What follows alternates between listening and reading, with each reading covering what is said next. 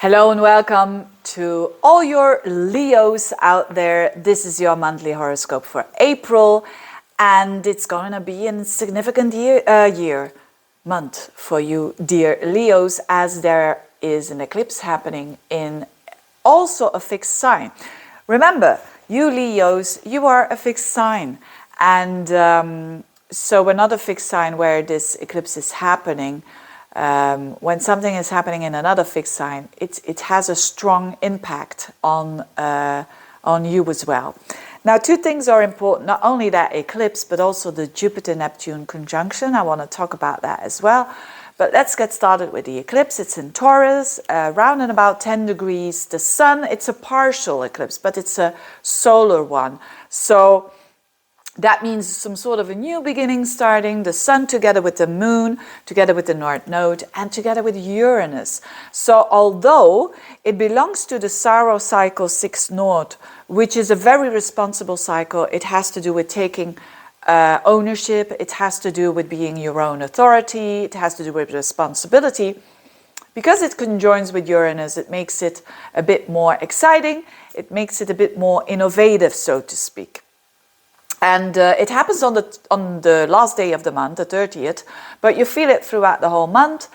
And for you, dear Leos, it is in the highest point of your horoscope, which is the 10th house, which is a public house. So whether you work or not, it is how other people see you. It is what you present, what you your contribution, you could say, to the collective. Whether that is through love or whether that is through work, whatever it is, that is the 10th house. And it also represents parents. And but for a lot of you, it's going to be work, right? So there is this when the North Node is involved, it means an opportunity for a new beginning. So for lots of you, this is going to be planting the seed of a new job, of a new career.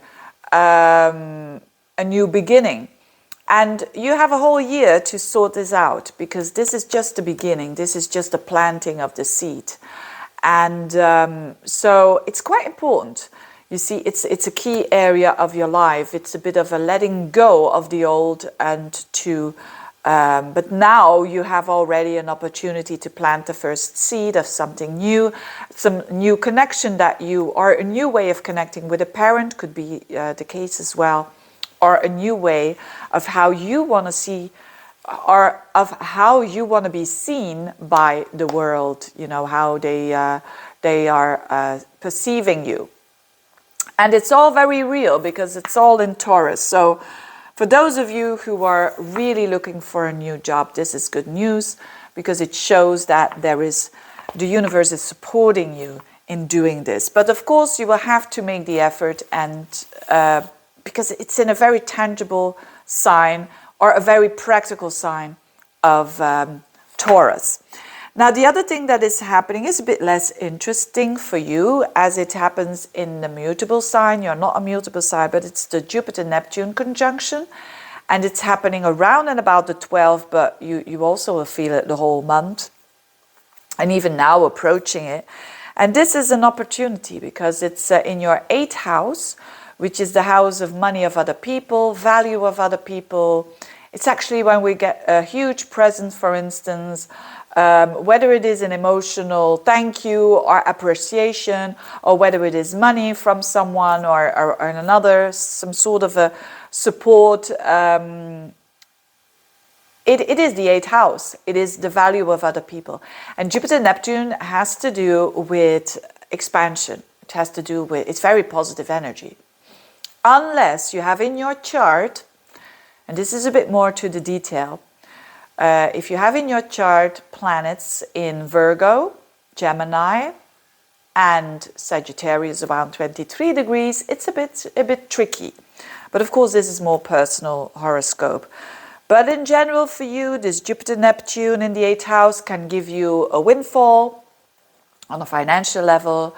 I mean, it's not the money that you work for yourself. It's more like a return of tax or an inheritance, or someone gives you something. So also on another level, on a more deeply psychological level, it can mean that you can get more intimate with a person, and I mean that really body, mind, soul level, and it's almost healing energy basically. This can be very healing for those parts of yourself, I mean on a soul level, on a psychological level, that you don't want to show to another person. There is an opportunity to do that now, and it kind of heals. It's healing, and you feel more whole. It's also a good time to learn something about the metaphysical side of life. You could have some chances there opening up for you as well. And there's also Venus there, as from the 6th and onwards, the whole month, Venus there. So yes, very good energy on a level that other people are not going to see that you're having this windfall, so to speak. But you're going to feel it. It's a water house, so it's all about feeling it. And Mars will join the club as well, as from like the 15th, 16th of the month and onwards. So you also have the ability to conquer some fears and to dig deep into your own psyche to overcome crises or traumas that were happening in the past and that are still having its effect. So it's very soothing energy for you. And but during the beginning of the month, there's a bit more emphasis still on your relationships. So the first 2 weeks, Mars will still be in Aquarius, which is your opposite sign. So